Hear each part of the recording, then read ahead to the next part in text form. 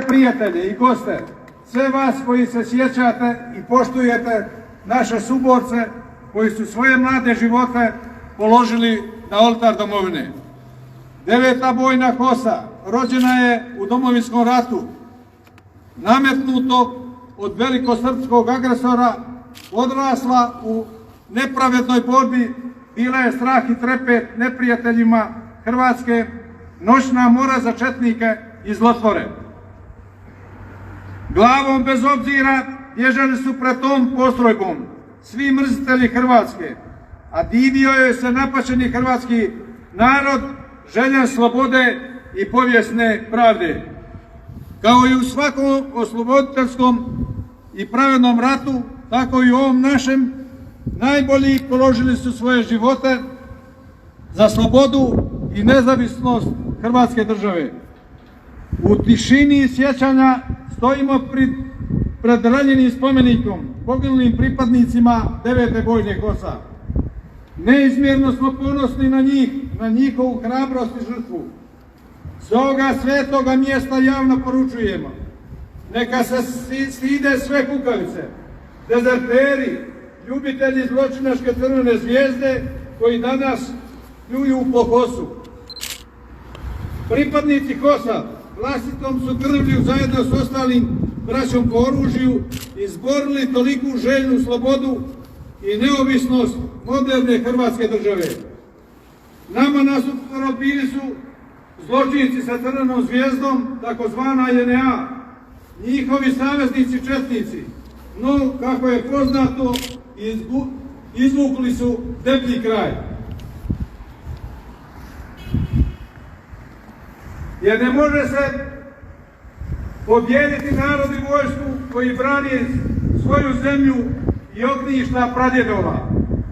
Njihovi komunistički ideolozi i srodna im zločinačka braća četnici počinili su strašne zločine u našoj domovini. Na najokrutniji način tisuće civila i branitelja rušili gradove i bolnice, škole, crkve, kao što i danas neki jednako brutalno čine nekim drugim narodima, ostali su nekažnjeni. To ne samo da nisu kažnjeni, jedan dio njih danas participira u vlasti države protiv koje su se borili. Umjesto da ih Hrvatsku danas vode i predstavljaju ljudi koji su u većini podnijeli na svojim leđima rati i njegove strahote, imali smo šizofreniju situacije da su pri vlasti i ljudi koji su sudjelovali, kako oni kažu, u oslobađanju grada heroja Vukovara. To je, dragi prijatelji, gorak pelik Hrvatske zemlje. Državni dužnosnici umjesto da rješavaju mnoga goruća pitanja koja tište naš narod, javno se svađaju, dokazujući koliko su nesvjesni žrtve hrvatskih branitelja. Bez čijeg bi otvora ovih danas prostori bili nekakve kristinske tvorevine, kako su ih zamišljali srpski akademici udruženi s vjekovnim neprijateljima Hrvata. Nećemo generalizirati, ali značajan dio političara u Hrvatskoj se nalaze samo zbog vlastnih interesa, a usput ako nešto naprave i za narod. U Domovinskom ratu za dom spremni su bili svi branitelji, poglavito oni koji su krvarili na prvim crtama bojišnice od Vukovara, Gospiće, pa do Škabrnje i Srđa. Taj pozdrav nije izraz mržnje, kako se želi prikazati, nego izraz ljubavi prema svom domu i svome hrvatskom narodu. Zato su i bili posebna meta srbočetničkom zločincima koji su nosili kokarde ili petokrake, svejedno. Kome smeta spomenik kosu? Smeta neprijateljima Hrvatske. Hrvatska je puna spomenika zvijezdi petokraki i diktatoru zločincu Titu. U Hrvatskoj se kočopere spomenici četnicima, a našim političarima izgubljenima u bespućima povijesne zbiljnosti smeta eto spomenik kosa. spomenik podignut u čast regularnoj postrojbi iz Domovinskog rata. Može li niže? Dok bjesni rat u Ukrajini i dok se diljem svijeta toj napadnutoj zemlji kriče slava Ukrajini, zamislite situacije da nekome padne na pamet zabraniti taj usklik, simbol obrane te napaćene zemlje. Ali u Hrvatskoj se to već događa i time je naš apsurd veći, te spoznaja još žalosnija. Posebni su i po tome što smo jedinstven primjer u svijetu u progonu vlastitih zaslužnika, samo zato što su branili svoj dom i bili za dom spremni. Da su imali dokaze i snagu, vjerujte dragi prijatelji, i besprijekorno izvedenu operaciju Oluju i tadašnje naše zapovjednike bi osudili, a mnogi neprijatelji Hrvatske bi došli na svoje, no nisu uspjeli. Potomci tih i takvih neprijatelja, još uvijek dobro uvezani u strukturama moći, ne mogu nam oprostiti što smo uspjeli obraniti Hrvatsku, koja je danas samostalna i nezavisna i nije dio njihove propale im Jugoslavije. Zato mnogi od nas i jesmo na udaru progona, nas vrijeđaju, zatvaraju i zabranjuju.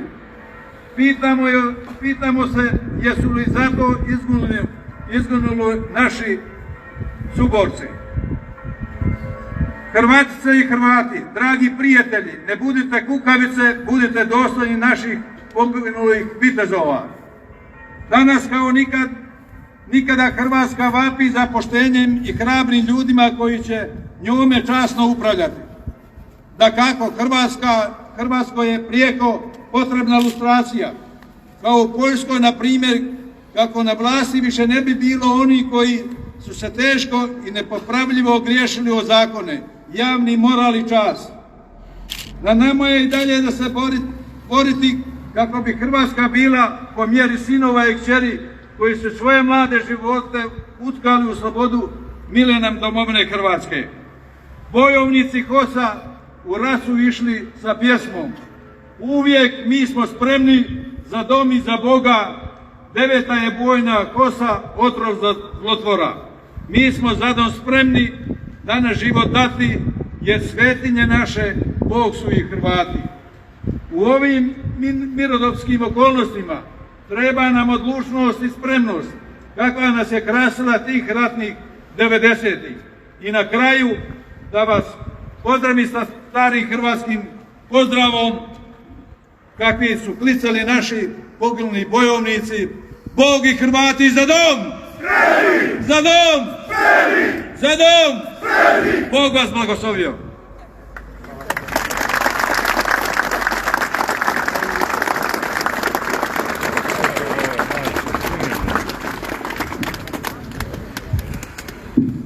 Hvala našom pukovniku. Sada će se kratko obratiti predsjednik Županijske skupštine Splitsko-dalmatinske županije, gospodin Mate Šimunić.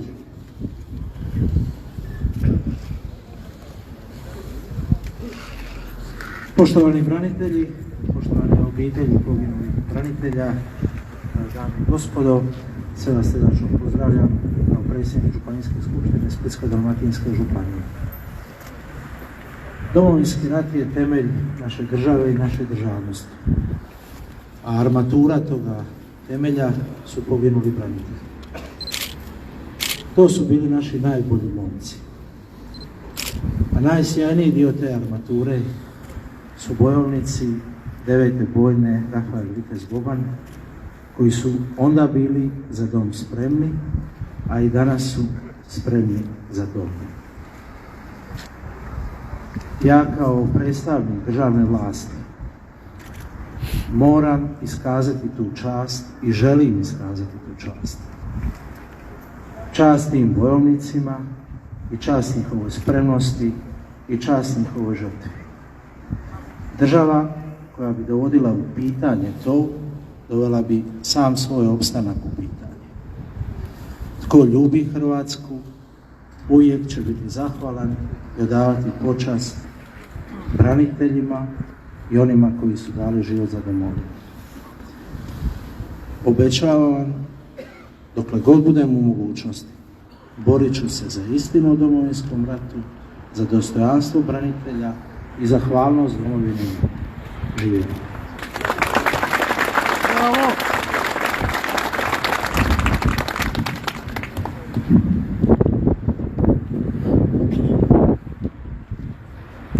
S nama je bio 1991.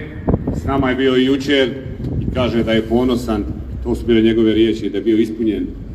Danas, jasno, ovdje na svetom mjestu pozdravimo našeg generala pobjedničke Hrvatske vojske Antu Prkačina.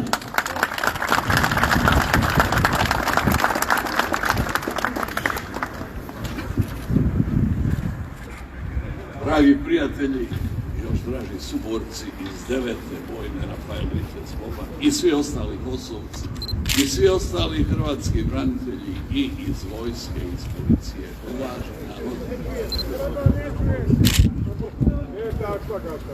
Dakle, poseban pozdrav rodbini svih stradalih hrvatskih bojova. Evo, zapade me časna i odgovorna dužnost pozdraviti vas, ali uputiti nekoliko poruka, pa evo kako vitez, od jučer vitez i prvi zapovjednik HOS-a, čini mi se sam do nedavno to bio ja, ali sam od viteza dobio poseban zadatak i održati jedan govor. Lako, dakle u Splitu je svečarska atmosfera jučer i danas, u 9. bojni nije lako govor. Spomeni ratni put, 46 poginulih, 100 ranjenih, nema ratišta gdje 9. bojna nije bila, nema ratišta gdje se 9. bojna nije proslavila. Zapravo, vjerovali ili ne, apsolutno. 9. bojnu su Srbi neprijatelji proslavili više nego bilo ko drugi.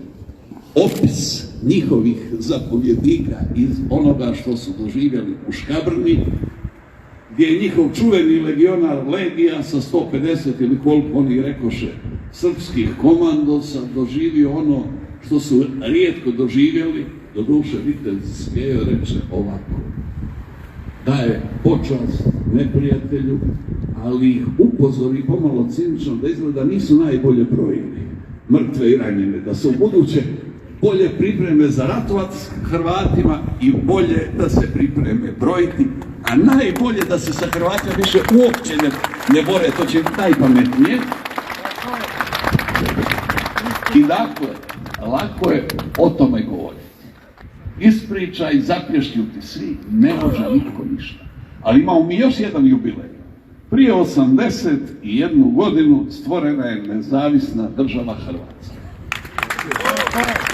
Pa i da nema nas, nasljednika, sinova i unuka, tih hrvatskih vojnika koji su stvarali i branili onu hrvatsku državu.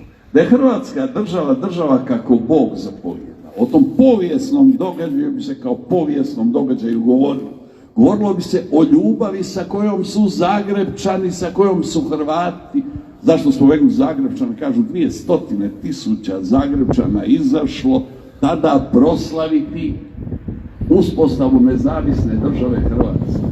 To je, za nas ima iznimnu težinu, kažem da nema nas, to je povijesno značajno. Pa jesmo mi u takvoj situaciji, da mi o tome ne smijemo govoriti, da mene vitez upozorava, da mi daje poseban zadatak da o nezavisnoj državi Hrvatskoj, odnosno o ovom drugom dijelu proslave, da govorim ja, jer kako me pohvali, da imam znanje, da imam mudrost i pamet. Pa znanje imam, a jesam li mudar ili pametan, moj životni put ne potvrđuje baš da sam uvijek bio takav. Međutim, razmislio sam dobro što reći. Da, još je rekao, da ne bi rekao jednu riječ, malo sam više od njega pa sam se morao sinoć sagnuti da se nosovima dočem dok bi zapovijed izdavao, da ne bi rekao jednu riječ koja bi naštetila HOS-u ili Hrvatsku. Jer razmišljao sam što govoriti, da to bude zanimljivo i prihvatljivo svim Hrvatima. I onima koji su rušili Hrvatsku državu 1941. do 1945.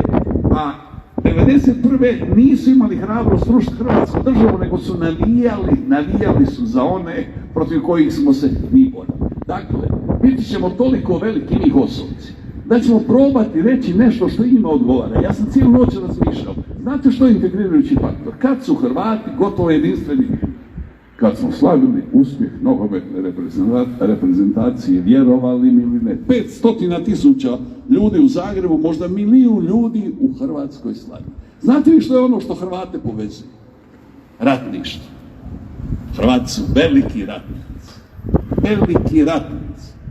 To je opće hrvatska karakteristika, pa i onih sa crvenom zvijezdom na čelu.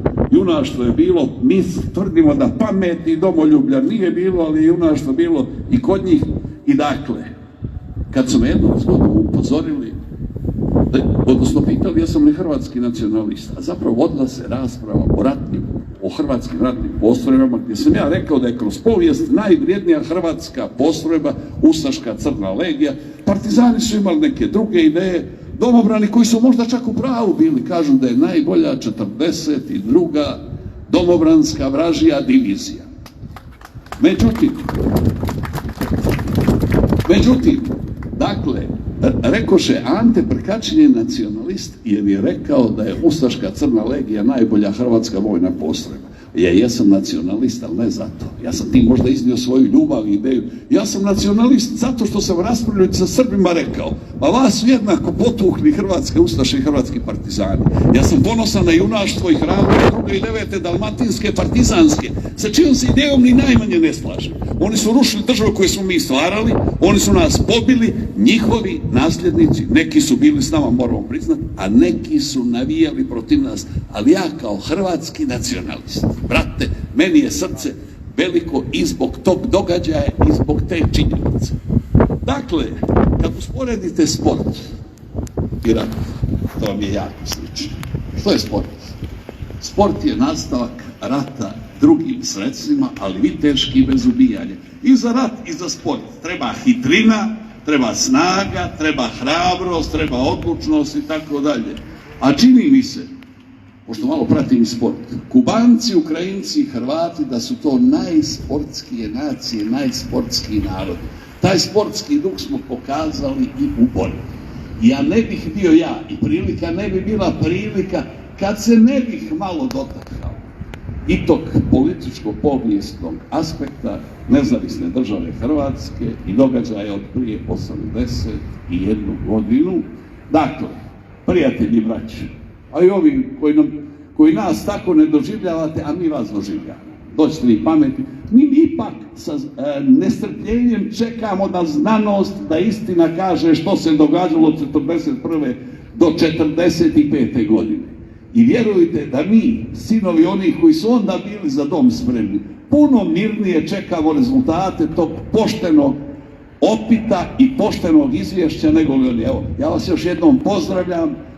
Budite za dom spremni, budite spremni za sve ono što Hrvatsku čeka u idućim danima. Hvala lijepo.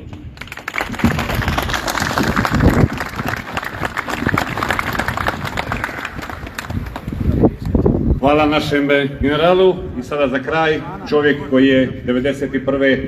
hrabro branio hrvatsko nebo, danas je ovdje s nama, ne da Bože da opet zatreba, on je brigadir pobjedničke hrvatske vojske, on je izaslanik ministra hrvatskih branitelja generala Tome Medveda, a on je Matko Raos.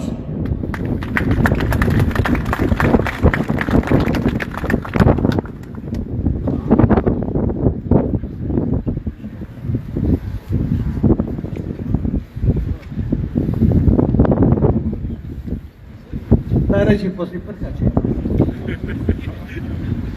Ali na ovom svetom mjestu za hrvatske branitelje, za vas osobce, pozdravljam rodbinu, prijatelje svih poginulih i ranjenih hrvatskih branitelja. U ime tvoje, u ime predsjednika vlade i ministra našeg Tome Medveda. Također pozdravljam vas, suborci, većina vas sa kojim smo se borili u tim slavnim i mislim najljepšim godinama stvaranje ove naše današnje domovine.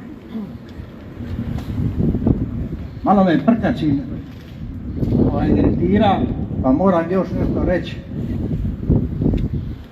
Morate znati, ali to će jednom znati hrvatski narod. Možda neće istina, možda mi istinu nećemo to doživjeti, ali da nije bilo 10. travnja 1941.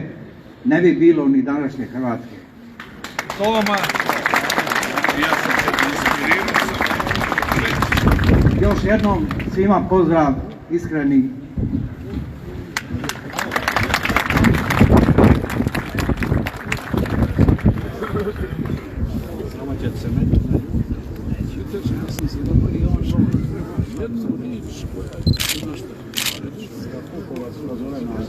Hvala našem brigadiru. Evo za kraj, jasno, svećeništvo crkva u Hrvata bila je uz hrvatski narod, uz 9. bojnu HOS-a, uz naše hrabre vitezove i tih 40. godina i danas. Nažalost, evo danas brojni svećenici jasno imaju svoje obveze, Cvjetna je nedjelja, pa će ulogu svećenika danas preuzeti naš domoljubni pjesnik Ante Nadomir Tadić Šutra. On će izmoliti odrješenje grijeha za duše poginulih i umrlih HOS-ovaca, jasno i za sve hrvatske branitelje. U ime Otca i Sina i Duha Svetoga. Amen. Hvaljen Isus i Marija. Sestre i braće u Kristu i laici u Hrvata i u svijetu mogu moliti ako i sa srcem. Ova bijela krunica simbol je našeg otpora protiv neprijatelja. Bez Krista zaista i bez čudotvorne Gospe Sinjske ne bismo uspjeli. Danas ulazimo u veliki tjedan, muku Gospodina našega Isusa Krista. Sjećamo se Velikog četvrtka kada je ustanovio Euharistiju, Velikog petka kad je mogao pobjeći s križa, nije, kao što vi niste 90. godina, mogli ste pobjeći kao nažalost mnogi drugi, ali zato je došla ona nedjelja uskrsnuća, pa ćemo se pomoliti da upravo i našim najodvažnijim sinovima i kćerima svemogući uskrsli Krist pronađe mjesto od svog nebeskog Oca u nebeskom kraljevstvu. Pomolimo se. Bože spasitelju i otkupitelju svih vjernih, udjeli dušama sluga i službenica svojih iz 9. bojne HOS-a otpuštenje svih grijeha, da oproštenje koji su vas zaželjele pobožnim molitvama postignu, koji živiš i kraljuješ u vijeke vjekova. Amen. Pomolimo se. Molimo te, Gospodine, udostoj se duše službenika svojih, pripadnika poginulih 9. bojne HOS-a, pridružiti svecima i odabranima svojim i orosi ih trajnom rodstvom milosrđa svojega po Kristu Gospodinu našemu. Amen. A sada ćemo izmoliti onu molitvu koju nas je naučio sam Gospodin Isus Krist. Za sve duše naših poginulih, preminulih, nestalih hrvatskih branitelja, ne samo pripadnike HOS-a, nego svih mučenika koji su stoljećima podarivali svoje živote za našu jedinu, slobodnu i nezavisnu državu Hrvatsku. Oče naš koji jesi na nebesima, sveti se ime Tvoje, dođi kraljestvo Tvoje, budi volja Tvoja kako na nebu, tako i na zemlji.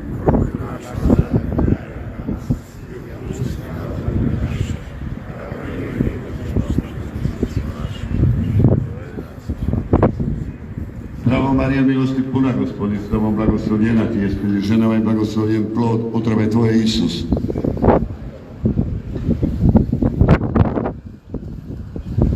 Pokoj vječni daruj, Gospodine. Počivali u miru Božjem. Duše njihove, te duše svih naših vjernih mrtvih, a osobito i ostalih poginulih mučenika.